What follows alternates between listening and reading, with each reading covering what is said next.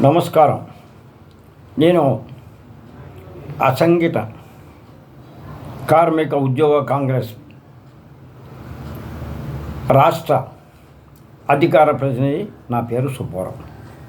నేను ఈ వీడియో పెట్టుతుంది కార్మికులను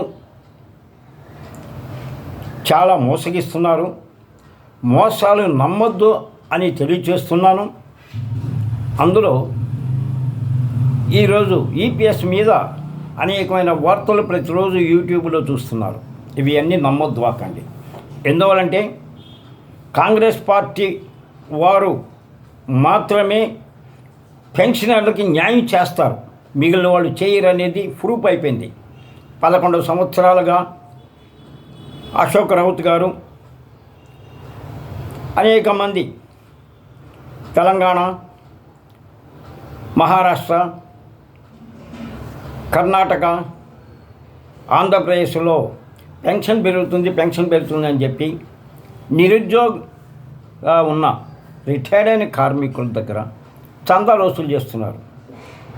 ఆగస్టు 15 వస్తుంది అంటే దానికి ముందు ధర్నా అంటారు. అంతకుముందు అనేకసార్లు 11 సంవత్సరాలుగా అనేకసార్లు ధర్నాలు చేసి ఏ ఫలితం లేకుండా మోసపోయినారు. ఈ మోడీ ప్రభుత్వంలో ఈపీఎస్ ఒక్క పైసా పెరిగే సూచనలు ఎక్కడనూ కనబడటం లేదు. ఎందువల్లంటే కాంగ్రెస్ పార్టీ వాళ్ళకి బడుగు బలహీన వర్గాలు, ఎస్టీ ఎస్సీ మైనార్టీలు అంటే, కార్మికులు అంటే, కర్షకులు అంటే ప్రేమ అభిమానాలు. అందువలన వీళ్ళు కార్మికుల కోసమే కాంగ్రెస్ వాళ్ళు గతంలో ఎంతో చేశారు. ఎన్నో పథకాలని చూపించి పేదలను ఆదుకున్నారు. ఆ రోజుల్లో ఇందిరమ్మ గారు రాజభరణాలను రద్దు చేసి, బ్యాంకును జాతీయం చేసి, ఎస్టీ ఎస్సీ బలహీన వర్గాలకు లోన్లు ఇప్పించి, తర్వాత వలస కార్మికులకు భారతదేశంలో పనులు లేవని అనేక ఫ్యాక్టరీలు నిర్మించి, ఆ ఫ్యాక్టరీల వల్ల వలస వచ్చిన శ్రీలంక నుంచి వచ్చిన వలస కార్మికులకు ఉపాధి కల్పించారు. ఒక్క కాంగ్రెస్ పార్టీ తప్ప ఇంకెవరు కూడా కల్పించలేరు. ఎందువల్ల చెప్తున్నానంటే, ఇది ఈపీఎస్ని 1952 స్థాపించిన తర్వాత అంచెలంచెలుగా చేస్తూ 1995 వచ్చేసరికి అన్ని కార్పొరేషన్లు, ప్రభుత్వ అనుబంధ సంస్థగా ఉన్న కొన్ని సంస్థలని కూడా కలుపుకొని పెన్షన్లు మొదలుపెట్టారు. తర్వాత ధరల సూచ్యమేరకంగా వాళ్ళు పెంచుతానన్నారు.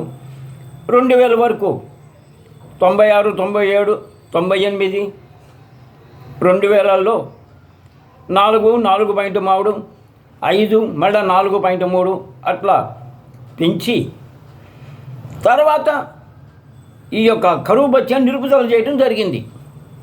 దాన్ని అడ్డం పెట్టుకొని మాకు న్యాయం చేయండి అని 2000లో నుంచి ఏ విధంగా మనకు న్యాయం జరుగుతుంది అని ఆలోచిస్తూ ఉంటే 2009లో ఒక నాయకత్వం ఏర్పడి ఏదో ధర్నా కార్యక్రమాలు చేసి అందరూ కూడా ఈపీఎస్ పెరగాలని చేశారు. 2009లో నెల్లూరులో మేము లెక్కలు వేయించి 7500 అని పెట్టింది. మేము పెట్టి, అయ్యా నువ్వు నిలుపుదల చేసిన డిఏని ఇమ్మన్నాం. దాన్ని అడ్డం పెట్టుకొని కొంతమంది ఏదో లబ్ధి పొందాలని, ఏదో సంపాదించుకోవాలనే ఆలోచనతో ఎందరో బయలుదేరారు. 2013కి వచ్చేళ్ళకే 2013లో 65,900 లోపల వాళ్ళకి రూపాయలు వచ్చే వాళ్ళకి ఏదో కాంగ్రెస్ ప్రభుత్వం 1000 రూపాయలు చేసింది అంతే. తర్వాత కాంగ్రెస్ ప్రభుత్వం పడిపోవడం జరిగింది. తర్వాత మోడీ ప్రభుత్వం రావడం జరిగింది.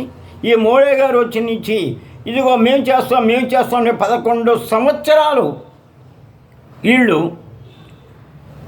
ఆగస్ట్ 15న అక్టోబర్ 2న లేకపోతే జనవరి 26కు ముందు మేము ఈ ప్లేస్ కోసం ధర్నా చేస్తున్నాము కాబట్టి మీరందరూ చందాలు పంపించమని అంటున్నారు. ధర్నాలు చేస్తున్నారా లేదా అనేది ప్రభుత్వానికి తెలియాలా, అందరికీ తెలియాలా. కానీ ధర్నాలు చేయాలా, ఎక్కడ ఏమీ చేయాలా, కానీ మోసగిస్తటం మొదలుపెట్టారు. మళ్ళీ ఈరోజు మొన్నేమో మార్చిలో పెరిగింది, ఫిబ్రవరిలో పెరుగుద్ది, మార్చిలో పెరుగుద్ది, అక్టోబర్లో పెరుగుద్ది అంటూ పోయిన సంవత్సరంతో కాలం గడిపారు. ఈ సంవత్సరంలో ఇంకా ఏమి లేరు, తిరుగుబాటు అని చెప్పి మళ్ళా ఆగస్టులో ఉద్యమాన్ని మొదలు పెడతాను మొదలుకొచ్చారు. ఇది నమ్మొద్దు, ఇది మోసపూరితమైన పరిస్థితి. రాని వాళ్ళు డబ్బులు పంపించాలట. ఈ విధంగా అనేక పర్యాయాలు డబ్బులు అనుకున్నారు. మేము స్వచ్ఛందంగానే అయ్యా ఇది చేస్తున్న వాళ్ళు తప్పని చెప్తున్నాం, మా ప్రయత్నాలు మేము చేస్తున్నాం. కాంగ్రెస్ పార్టీ వల్ల జరుగుతుంది అనుకున్నాం, కాంగ్రెస్ పార్టీ వాళ్ళతో ఇవి అవుతుంది అనుకున్నాం. రేపు 12వ తారీఖు జరిగే కేకేసి అంటే అసంఘటిత కార్మిక ఉద్యోగ కాంగ్రెస్ యొక్క మీటింగ్లో దీని గురించి ఆంధ్రప్రదేశ్ నుంచి మన కాంగ్రెస్ పార్టీ ఆది నాయకత్వానికి ఈపీఎస్ వల్ల అనేక ఇబ్బందులు పడుతున్నాం కాబట్టి మీరు సహకరించండి అని ఒక మెమోరాండం కూడా సమర్పించాలని నిర్ణయించుకున్నాడు. కాబట్టి ఈరోజు ఒకరు మన వాట్సాప్లో రాని వాళ్ళు డబ్బులు పంపించాలని అన్నారు. పంపించవాకండి, మిమ్మల్ని మోసం చేస్తున్నారు, మిమ్మల్ని దగాలు చేస్తున్నారు. అయ్యా 9లో మొదలుపెట్టి 13లో 4 సంవత్సరాల్లో 1000 రూపాయలు మేము సాధించాం. అప్పుడు మరి 13 అయిపోయింది, 14 నుంచి మోడీ గారు వచ్చిన కానించి ఈనాటి వరకు 11 సంవత్సరాలు సాధించిన వాళ్ళు మళ్ళీ ఈరోజు సాధిస్తారని చెప్పి రావటం. ఒక్కసారి అక్కడ పోయి బుల్దానంలో కానీ ఎక్కడైనా సరే పోయి చూడండి. వాళ్ళు అసలు మన యొక్క ఈపీఎస్కి సంబంధించిన వ్యక్తుల ఇళ్ళు కాదు. వీళ్ళేదో వేరే ఉద్యోగాలు చేసుకుంటూ, వాళ్ళ భార్యలు కూడా ఉద్యోగాలు చేసుకుంటూ వాళ్ళకి పెన్షన్ లక్షల పెన్షన్ వస్తుంది. కానీ 1000 రూపాయలు పెన్షన్ వచ్చే వాళ్ళ దగ్గర డబ్బులు దండుకొని, వేలు దండుకొని, లక్షలు దండుకొని కార్మికులను ఈపీఎస్ అని చెప్పి మోసగిస్తున్నారు. కాబట్టి మీరు ఈ మోసాన్ని నమ్మొద్దు. కర్ణాటక కానీ, మహారాష్ట్రలో కానీ, తెలంగాణలో కానీ, ఆంధ్రప్రదేశ్లో కానీ అయ్యా మేము పెరిగిపోయి అధిక ధరలతో పెరుగుతున్న ఈ రోజుల్లో మేము బతకలేకున్నాం. కాబట్టి మాకు మీరు మీ ప్రభుత్వాలు మాకు జీవనభృతిగా ఒక అమౌంట్ని ఇచ్చి మాకు నిబంధన లేని పెన్షన్ని ఇవ్వండి అని కర్ణాటకలో కాంగ్రెస్ ప్రభుత్వాన్ని అడగండి. కాంగ్రెస్ ప్రభుత్వం తప్పితే కార్మికులు వేరే వాళ్ళు లేరు.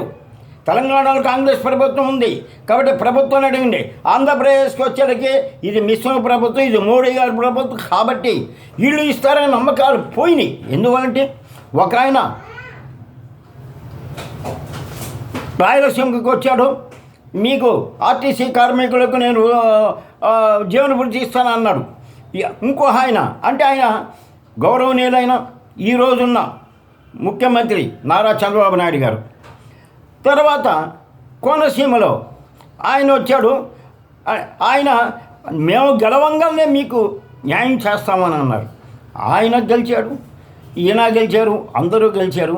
చివరికి వీళ్ళకి మొండి చేసి చూపించారు. తండ్రి గారేమో రాయలసీమ, కొడుకు గారేమో కోనసీమ. ఈ విధంగా మన మోసం చేస్తున్నారు. కాబట్టి తిరుగుబాటు అనేది మోడీ ఎట్ట చేయడు. మోడీకి పేదలు అవసరం లేదు. ఈరోజు మీటర్లలో ఒక అదానికి అంబానీలు వాళ్ళకి మీటర్లు అప్పగించి ఆ మీటర్లో అధిక కరెంటు వస్తుంది.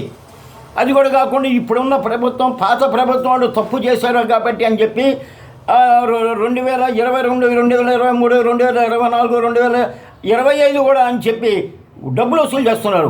వీళ్ళు వాళ్ళ యొక్క గెలుపు కోసం పథకాలు పెడుతుండే కానీ కార్మికులు మేలు చేసేవాళ్ళు కాదని అందరూ తెలుసుకోండి. ఈరోజు వాళ్ళు ఇచ్చిన ప్రకటన ప్రకారం మీరు ఎవరికి డబ్బులు పంపించాల్సిన అవసరం లేదు. ఒకవేళ ఆమరణ నిరాహార దీక్ష వాళ్ళు చేసేవాడైతే ఒక్కరోజు కూర్చొని మరుసటి రోజు లేచిపోరు. ఒకవేళ న్యాయంగా వీళ్ళు ప్రభుత్వానికి ఇల్లు అయితే ఆ మినిస్టర్ కాడ పోయి వాళ్ళ కాడ వాళ్ళ గేట్ కాడ నిలబడి ఫోటోలు తీసుకొని మేము మినిస్టర్ ఇప్పుడే మాట్లాడి వచ్చాము అని అంటారు. రాజ్నాథ్ సింగ్ గారు గేట్ కాడ ఫోటో తీసుకున్నారు, ఆ ఫోటో చూపించారు. కాబట్టి ఇవన్నీ మీరు నమ్మొద్దు, కార్మికులు మోసపోవద్దు, ఎవ్వరు కూడా ఏం చెయ్యరు. మీరు చైతన్యం రావాలంటే తెలంగాణ, మహారాష్ట్ర మరియు కర్ణాటక, ఆంధ్రప్రదేశ్ వాళ్ళు మీ ప్రభుత్వాన్ని మాకు జీవనభృతి ఇవ్వండి, నిబంధనలు లేని వృద్ధాప్య పెన్షన్ ఇవ్వండి, మాకు ఇవ్వండి అని చెప్పి మీరు ఏ రోజైతే తిరుగుబాటు చేసి ముందుకు వస్తారు మనకి న్యాయం జరుగుతుంది. కానీ ఈ ప్రభుత్వాల వల్ల న్యాయం జరగదు. ఎందువల్లంటే మేము గత సంవత్సరాల నుంచి దాదాపు 3-4 సంవత్సరాల నుంచి సూపర్ లగ్జరీ ఇమ్మన్నాం, ఇవ్వలేదు. అయ్యా ఇది నిబంధనలు పెన్షన్ ఇమ్మన్నాం, ఇవ్వలేదు. కానీ మేము సహనంతో ఇంకా చేస్తున్నాం. కాబట్టి మా అందు దయ ఉంచి మీరందరూ ఒకటై మీ రాష్ట్ర ప్రభుత్వం అండి, కేంద్ర ప్రభుత్వానికి చెయ్యదని 11 సంవత్సరాలు చేసిపోయిందని కార్మికులకి, ఈపీఎస్ కార్మికులకి అందరికీ కూడా. అదేవిధంగా ఈ ప్రభుత్వాలు, ఇప్పుడున్న ప్రభుత్వాలు రిటైర్డ్ అయిన కార్మికులు, ఉద్యోగస్తులకి డబ్బు లేకుండా వాళ్ళు సాగు బతుకుల్లో కూడా పరిస్థితి కూడా తీసుకొచ్చి పెడుతున్నారు. కాబట్టి వీళ్ళు ఆ పథకాలు అమ్మ దీవెనలు, అమ్మ ఒడులు, దాని తర్వాత ఇది విద్యార్థి దీవెనలను, ఇంకో దీవెనలని మాటలు చెప్పి మోసగించి మమ్మల్ని అన్యాయం చేయొద్దు. కాబట్టి మాకు న్యాయం చేయండి. మీటర్ల విషయంలో కూడా మీరు రేట్లు పెంచేది కాకుండా మీటర్లు కూడా ఆదాని అంబారికి మీటర్లుగా ఇచ్చి వాళ్ళు ఇచ్చే మీటర్ల ద్వారా ఇంకా రానున్న రోజుల్లో ఈ మీటర్ల వల్ల ప్రజలు నష్టపోతారని తెలియచేస్తూ విరమిస్తున్నాను. అయ్యా దీన్ని ఎవరు కూడా సబ్స్క్రైబ్ చేయొద్దు. మేము డబ్బుల కోసం వీడియో పెట్టలేదు, కార్మికులు కష్టాలు తెలియచేయడానికి పెట్టాం. కాబట్టి ఎవరు కూడా దీన్ని సబ్స్క్రైబ్ చేయవకండి, దీన్ని షేర్ చేయండి. ఎందుకంటే మీకు తెలియని ఇంకా అందరికీ తెలియచేయమని కోరుతూ విరమిస్తున్నాను. నమస్తే.